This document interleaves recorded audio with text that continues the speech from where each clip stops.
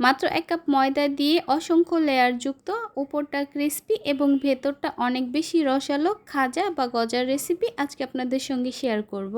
আসসালামু আলাইকুম everyone, welcome to Sadia Munni's kitchen. খাজা বা গজা যে নামেই ডাকেন না কেন, এগুলো খেতে যে কত বেশি মজা সেটা কিন্তু আমরা কম বেশি সবাই জানি। মাত্র 1 কাপ ময়দা দিয়ে খুবই সহজভাবে দোকানের মতো পারফেক্ট খাজা বা গজা কিন্তু এখন ঘরেই তৈরি করে নেওয়া যাবে। একদমই সহজ একটা রেসিপি, আশা করছি আপনাদের কাছে খুবই ভালো লাগবে।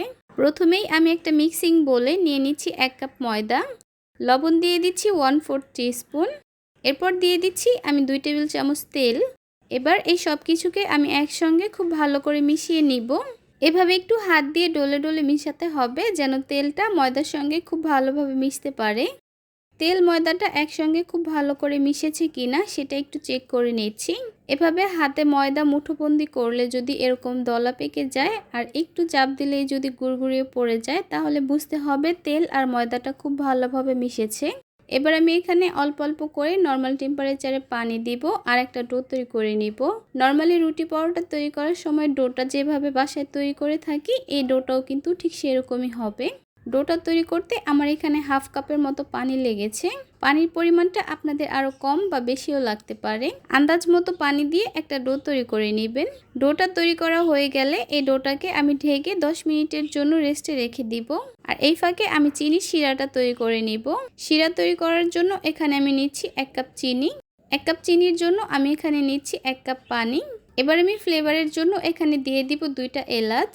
এখন এই চিনি আর পানিটাকে নেড়ে চেড়ে খুব ভালোভাবে মিশিয়ে নিব।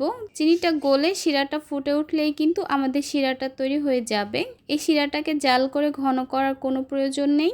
1 কাপ চিনি আর 1 কাপ পানি দিয়ে পারফেক্ট একটা শিরা তৈরি হয়ে যাবে। চিনিটা ভালোভাবে গলে গেছে আর শিরাটাও কিন্তু ফুটে উঠেছে। এবার আমি এখানে দিয়ে দিচ্ছি 1 টেবিল চামচ লেবুর রস। এতে করে পরবর্তীতে চিনির শিরাটা অনেক বেশি চিটচিটে হবে না বা সহজেই জমে যাবে না।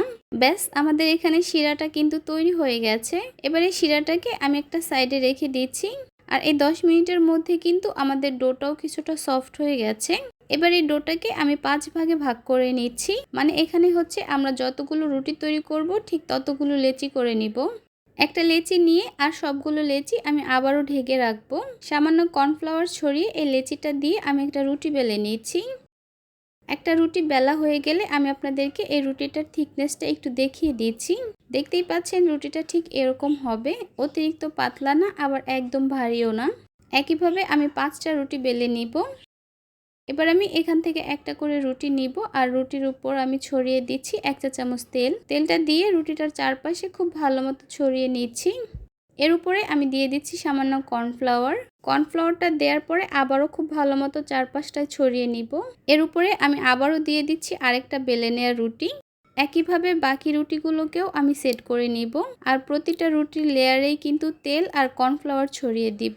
বেলে নেওয়া 5টা রুটিকেই আমি একটার উপর একটা করে দিব আর লেয়ার তৈরি করে নিব।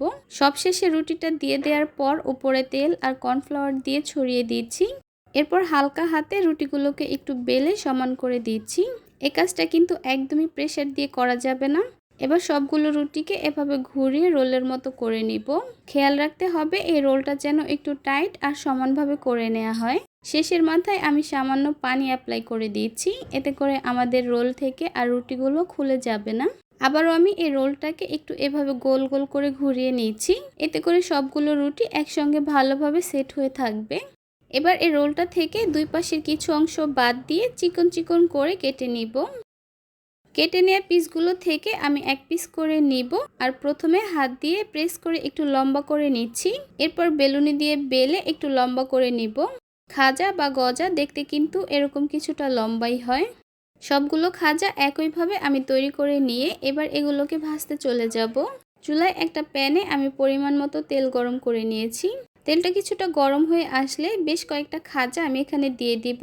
অতিরিক্ত গরম তেলে কিন্তু এগুলোকে দেয়া যাবে না, তাহলে কিন্তু উপর থেকে কালারটা চলে আসবে আর ভিতর থেকে কাঁচাই রয়ে যাবে, ভালো মতো সিদ্ধ হবে না। চুলার হিটটাকে মিডিয়ামে রেখে এবার উল্টে পাল্টে এই খাজাগুলোকে ভেজে নিব গোল্ডেন ব্রাউন কালার হওয়া পর্যন্ত। একটা সাইডে খুব সুন্দর একটা কালার চলে আসছে, এবার আমি অন্য সাইডটাকেও উল্টিয়ে দিচ্ছি। দুই সাইড থেকে ভেজে নেওয়ার পর তেল ছড়িয়ে এগুলোকে তুলে নিব।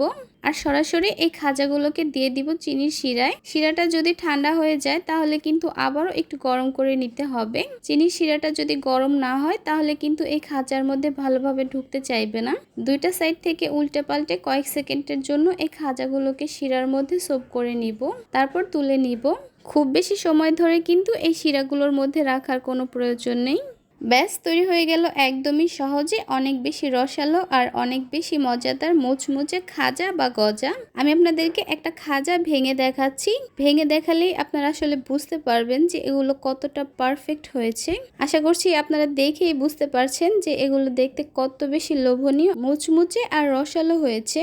এগুলো এত বেশি মুচমুচে আর রসালো হয়েছে, মুখে দিলেই কিন্তু এক নিমিষেই গায়েব হয়ে যাবে। এত সহজ একটা রেসিপি আপনারা বাসায় একবার হলেও তৈরি করে দেখবেন। আশা করছি আমার আজকের এই রেসিপিটি আপনাদের কাছে খুবই ভালো লেগেছে আর সহজও লেগেছে। তাহলে আজকে এ পর্যন্তই। সবাই অনেক বেশি ভালো থাকবেন, সুস্থ থাকবেন। আল্লাহ হাফেজ।